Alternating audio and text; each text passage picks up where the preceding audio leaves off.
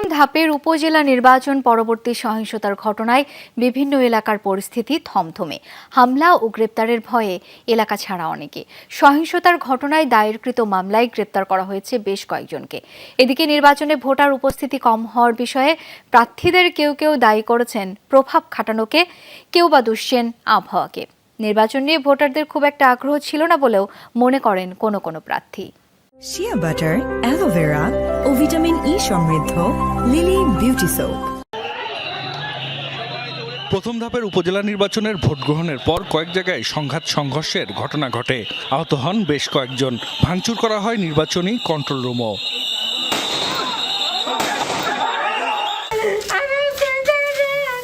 শরীয়তপুরের নড়িয়ায় নির্বাচন পরবর্তী হামলা, পাল্টা হামলা ও বাড়িঘর ভাঙচুরের ঘটনায় বেশ কয়েকজনকে আটক করেছে পুলিশ। গ্রেফতার ও পুনরায় হামলার ভয়ে এলাকা ছাড়া অনেকে। খুঁটায় ভোট দিছি, তাই বাদে আমাগো এই ভাঙচুর করছে দুইবার। কিছু ঠিয়া যায় নাই, কিছু বাচ্চা দেখাবে পাইলা ঠিয়া যায় নাই, গলার চেনটার বাচ্চা লয়ে গেছে। আমরা এরই মধ্যে 9 জনকে আটক করেছি। দুই পক্ষেরই বেশ কিছু আহত আছে, তারা হসপিটালে তার চিকিৎসা নিচ্ছেন। মুন্সিগঞ্জের গজারিয়ার হোসেন্দি এলাকায় নির্বাচন ঘিরে সহিংসতার ঘটনায় ইউপি চেয়ারম্যান সহ 17 জনের নাম উল্লেখ ও অজ্ঞাত 100 থেকে 150 জনকে আসামি করে মামলা করেছে পুলিশ। সংঘর্ষের পর এলাকা থমথমে। আইনশৃঙ্খলা নিয়ন্ত্রণে টহল দিচ্ছে পুলিশ। ভবানীপুর প্রাথমিক বিদ্যালয় কেন্দ্রে সাংবাদিকের উপর হামলার ঘটনায় থানায় লিখিত অভিযোগ দেয়া হয়েছে। গতকালকে যে বিচ্ছিন্ন ঘটনা ঘটেছে তার জন্য আমাদের আইনি ব্যবস্থা নেওয়া হচ্ছে এবং যাতে পরবর্তী পরিস্থিতি শান্ত থাকে সেজন্য আমাদের 11টা মোবাইল টিম আমাদের টহল দিচ্ছে।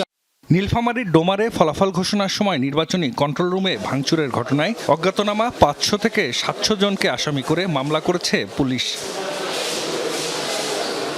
এদিকে প্রথম ধাপের উপজেলা নির্বাচনে 36% ভোট কাস্টিং নিয়ে চলছে নানান আলোচনা। প্রার্থীদের কারো কারো অভিযোগ নির্বাচনে প্রভাব খাটানোর কারণে ভোটার উপস্থিতি কম হয়েছে, আবার কেউ কেউ দুষছেন ঝড় বৃষ্টিকে।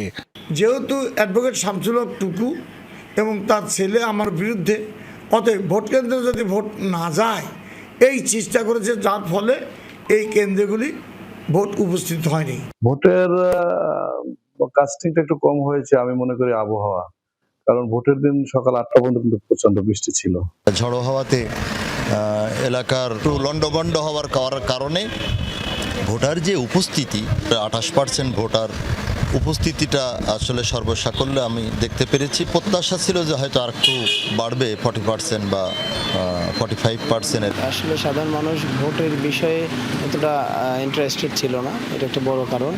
আর এখানে একটা বড় আদর্শিক দল রাজনৈতিকভাবে নির্বাচনে সরাসরি অংশগ্রহণ করেনি, এটাও একটা বড় কারণ। নির্বাচনে ক্ষমতাসীন দলের রাজনীতির সাথে জড়িত প্রার্থীদের জয় জয়কারের মধ্যেও বিএনপির বেশ কয়েকজন বহিষ্কৃত নেতা বিজয়ী হয়েছেন। চাঁপাইনবাবগঞ্জের ভোলাহাট ও গোমস্তাপুর, বান্দরবান সদর, সিলেটের বিশ্বনাথ, গাজীপুর সদর, শেরপুরের ঝিনাইগাতি ও ময়মনসিংহের হালুয়াঘাট উপজেলায় জয়ী হয়েছেন তারা। জাহিদ হাসান, যমুনা নিউজ।